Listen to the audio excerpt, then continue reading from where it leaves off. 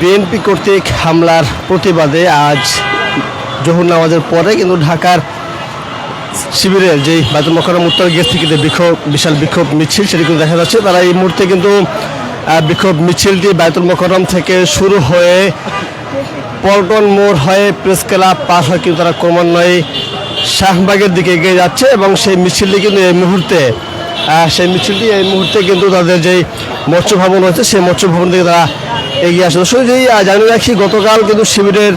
যে নোয়াখালীতে যে তাদের কোরআন প্রশিক্ষণ প্রোগ্রামে সেখানে কিন্তু বিএনপি অঙ্গ সংগঠন যুবদল কর্তৃক হামলার প্রতিবাদে কিন্তু আজ এই বিক্ষোভ মিছিল অনুষ্ঠিত হয় এবং সেই বিক্ষোভ মিছিলটি আজ কিন্তু জোহর বায়তুল মোকাররমের উত্তর গেট থেকে কিন্তু সেটি শুরু হয় এবং সেটি শুরু হয় এখন মৎস্য ভবন পার হয়ে কিন্তু তারা সেটি শাহবাগের দিকে ক্রমান্বয়ে ধাবিত হচ্ছে। এই যে বিক্ষোভ মিছিল অনুষ্ঠিত হচ্ছে এই বিক্ষোভ মিছিলে শিবিরের কেন্দ্রীয়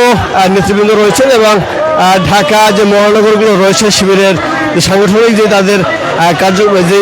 যেই অঞ্চলগুলো রয়েছে সেই অঞ্চলের বিভিন্ন পর্যায়ের দায়িত্বশীলরা কিন্তু এখানে রয়েছেন।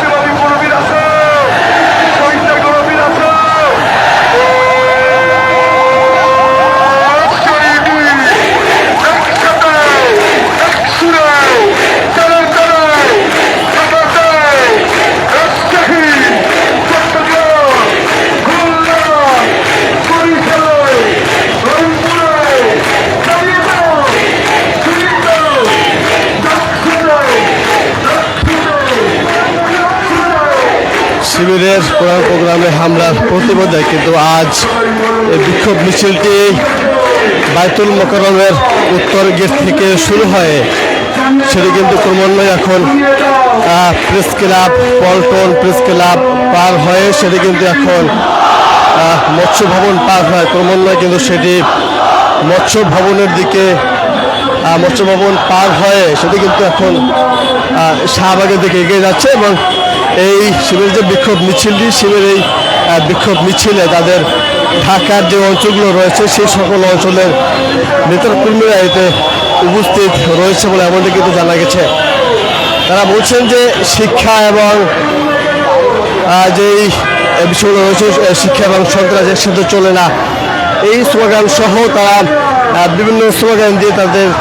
আগত আজকের এই বিক্ষোভ মিছিলে যে সকল